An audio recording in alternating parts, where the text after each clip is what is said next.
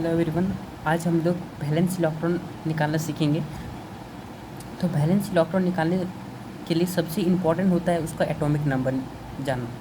तो उसमें से हम लोग कुछ एटॉमिक नंबर लिखे हैं और उसका उस एलिमेंट्स का नाम लिखे और एटॉमिक नंबर लिखे हैं। जैसे यहाँ पर है हाइड्रोजन, हीलियम, लिथियम, वोलियम, boron, carbon, nitrogen, oxygen, fluorine, neon, sodium, magnesium, aluminium, silicon, phosphorus, sulphur, chlorine, argon, potassium और कैल्शियम।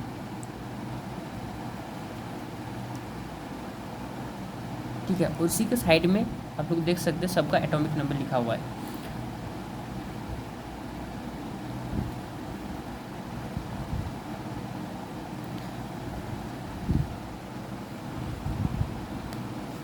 तो अब जो सबसे इम्पोर्टेंट है, हम लोग जैसे कि जानते हैं एलिमेंट नाम और एटॉमिक नंबर जानने के बाद सबसे जो इम्पोर्टेंट है वैलेंस इलेक्ट्रॉन सीखने के लिए उसका सेल। तो न्यूक्लियस के बाद जो भी होता है उसको हम लोग न्यूक्लियस जैसे फर्स्ट हुआ, उसके बाद फर्स्ट सेल जैसे के एल एम, इस तरह और भी आगे हम लोग बढ़ा सकते हैं। और n equal to 1, n equal to 2 ये हम लोग का नंबर ऑफ सेल होता है। n equal to number of cell, जिसमें से हम लोग एक फार्मूला यूज करते हैं और नंबर ऑफ सेल का किस में कितना इलेक्ट्रॉन रखा जा सकता है ये सीखते हैं या जानते हैं। जैसे यहाँ पर है 2n², ये एक फार्मूला है जिससे हम लोग पता कर सकते हैं किसी भी सेल में कितना मैक्सिमम इलेक्ट्रॉन रखा जा सकता है। जैसे फर्स्ट यानी कि के सेल में कितना इलेक्ट्रॉन रख सकते हैं, एल में कितना रख सकते हैं या फिर एम में कितना रख सकते हैं। तो देखेंगे जैसे कि के में कितना रख सकते हैं, तो जैसे 2n² का फार्मूला का यूज़ करेंगे और निकाल के देखेंगे। जैसे के में हम लोग बात करेंगे तो जैसे 2 × n⁻1 है, n इक्वल 1, क्योंकि n के में 1 होता है तो इसका स्क्वायर निकालेंगे तो इसका हो जाएगा 2। तो के में मैक्सिमम कितना इलेक्ट्रॉन रख सकते हैं, 2 रख सकते हैं।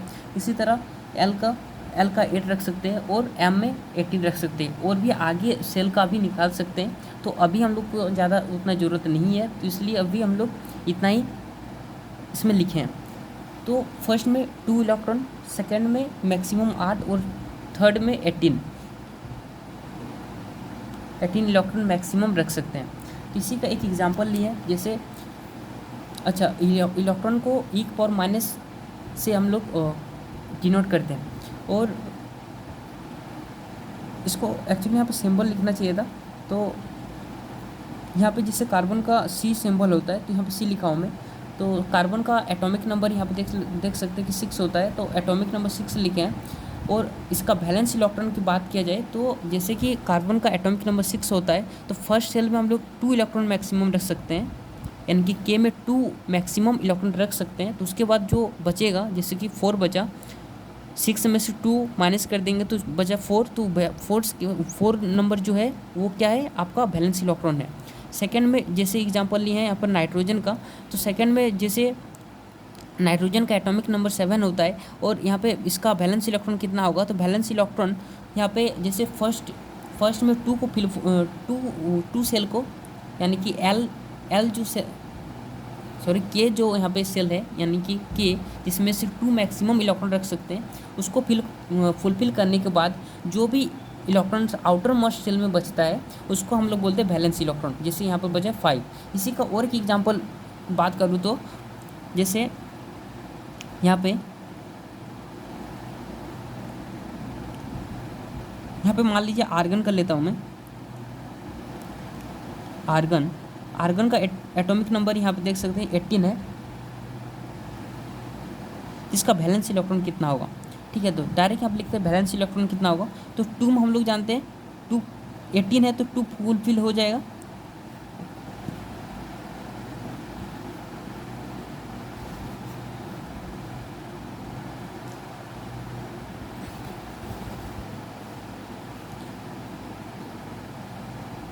फुलफिल हो जाएगा। उसके बाद आर्गन में 2 फुलफिल होने के बाद और कितना बचता है, उसके बाद 16 बचता है। तो उसके बाद 2 के बाद 8 आता है तो यहाँ पर 8 देंगे, 10 हो गया। और कितना बचे, 6 बचे, तो 6 इसका हो गया आर्गन का वैलेंस इलेक्ट्रॉन। तो आर्गन का वैलेंस इलेक्ट्रॉन इलेक्ट्रॉन जो है वो 6 है। तो आई थिंक आप लोगों को समझ में आ चुका होगा कि वैलेंस इलेक्ट्रॉन कैसे निकाला जाता है। Thank you.